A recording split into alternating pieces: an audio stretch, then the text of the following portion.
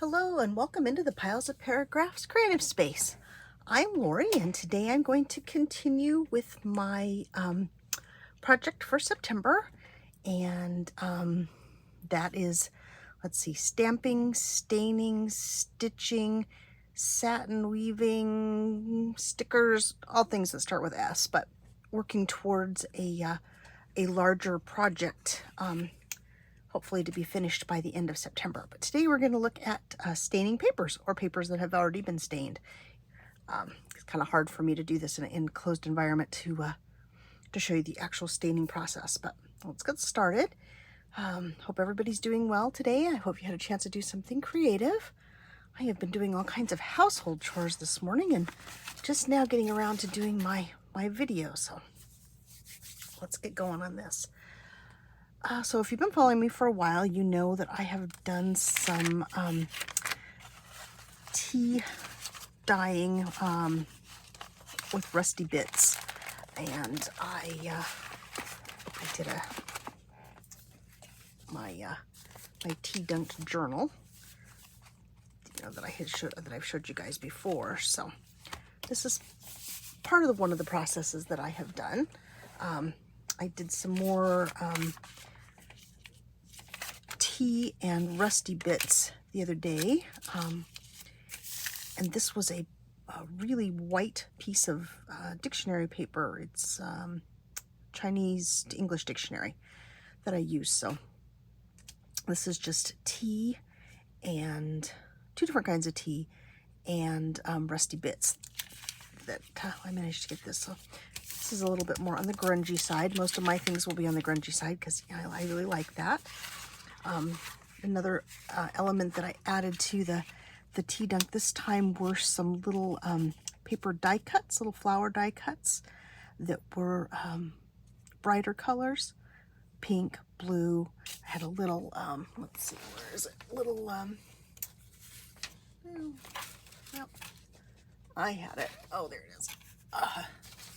Little die cut of a little piece of wheat that left a little bit of an impression on here. Didn't do much transfer of color, but you can see the brighter colors transferred. That's another one.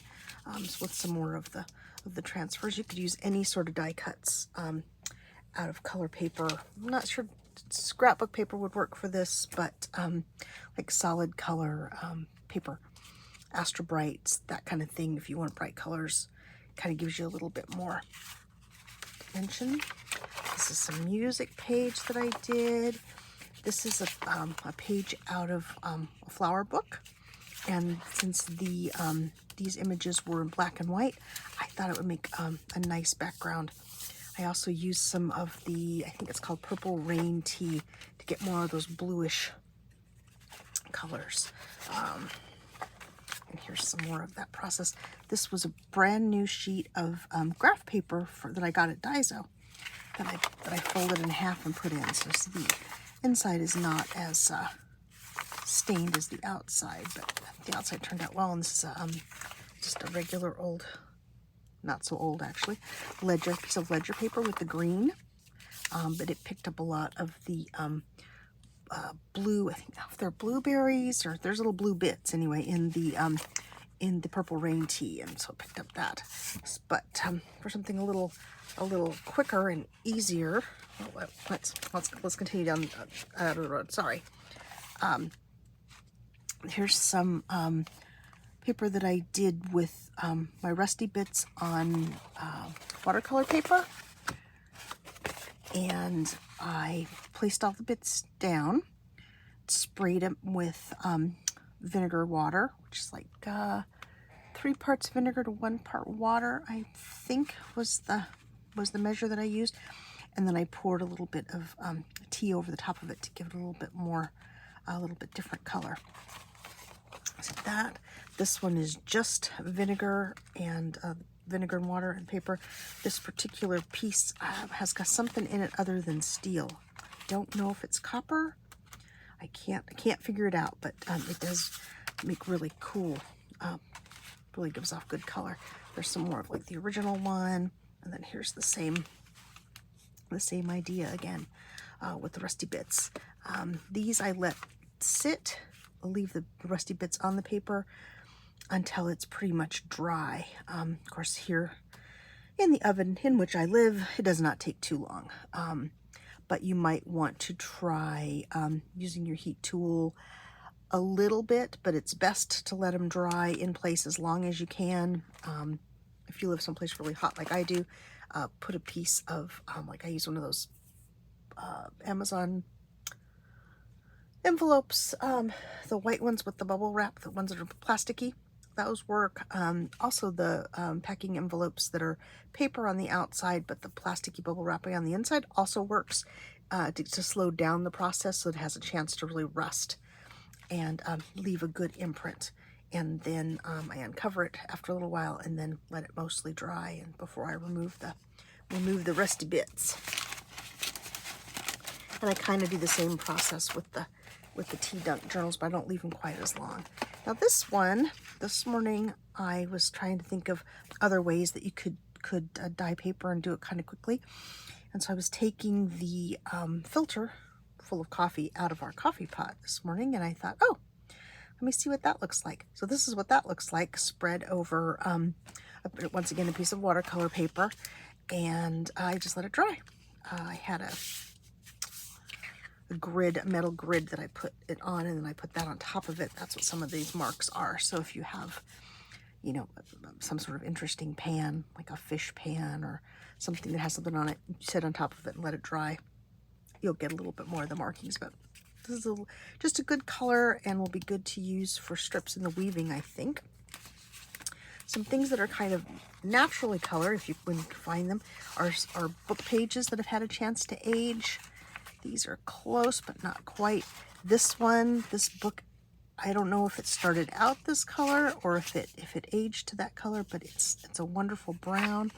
Here's another pretty basic one, but they're not, let me show you a nude piece of paper next to them. So see if they're not white like new paper. Of course, you can also purchase paper. Let's see, this is gonna be really shiny probably. Okay, let me sit down.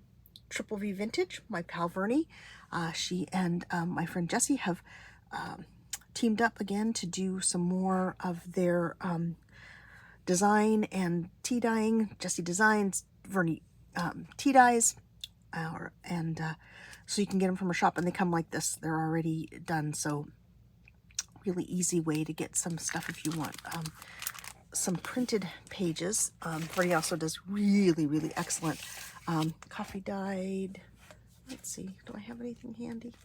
Oh, I don't. Oh, well, I should have, I've got her stuff everywhere, but not currently sitting next to me. But if you go over to her Etsy shop, Triple V Vintage, you'll see the papers that she makes that are just fantastic.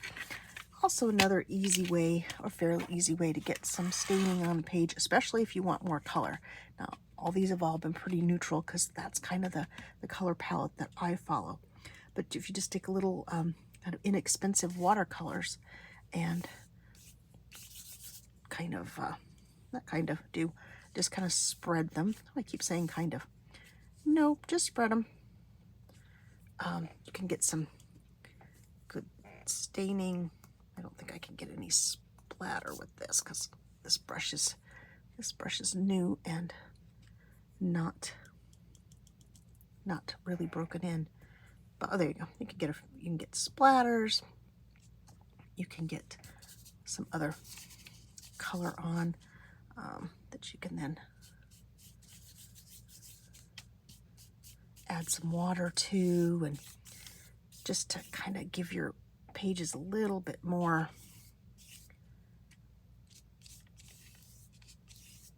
interest. So see, this is not watercolor paper, so it's just the graph paper. Once again, from Daiso. I think this one came from Daiso. They have fabulous selections of graph paper at Daiso. Let's see, what other color could I add in here? A bit of this. That's flowing a little better. Here. Didn't have my brush wet enough. Just kind of, I'm going to call this the kind of video because I have said that way too many times. Just gives you a little bit of background interest. And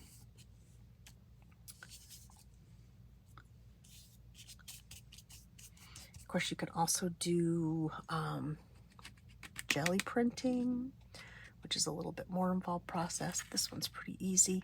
You can also do tea bags, or tea that you brew strong, and then you can brush that or spray that on pages to get some additional color. So there's some ideas for you. I'll go back through them again. Let's set this somewhere to dry. Where? Let's set this over here so it can dry. I don't put anything in it, but you know, the natural color of book page or other pages as they age. You know, your coffee filter in the morning. This had some really great marks on it, but it all turned out to be little coffee grinds from out of the coffee filter, and when I wiped it off, they all came off. This is the Rusty Bits in Tea, and the Rusty Bits in Tea with little color paper die cuts. This is the Rusty Bits on watercolor with a little bit of tea sprayed with vinegar and water solution. This is just the vinegar and water. So, and then of course, the ones you can purchase. So there's some ideas for you for paper staining. Depends on what you're going for, of course. I'm going to try to do some others that are a little bit more solid, probably more like the one I did this morning. Just to give me some backgrounds for being able to cut up my strips for when I'm gonna do the weaving. I keep saying we. I guess that would be the royal we, since you're not here with me. But so there's my video for today. I hope you've enjoyed the video. Please like, subscribe, comment. I would love to hear what you think. I'm sure you probably have some ideas about paper staining or paper dyeing that you could share with me. I would love to hear from you. So I will say thank you for joining me today. I hope you will join me again in the future. And so bye-bye for now.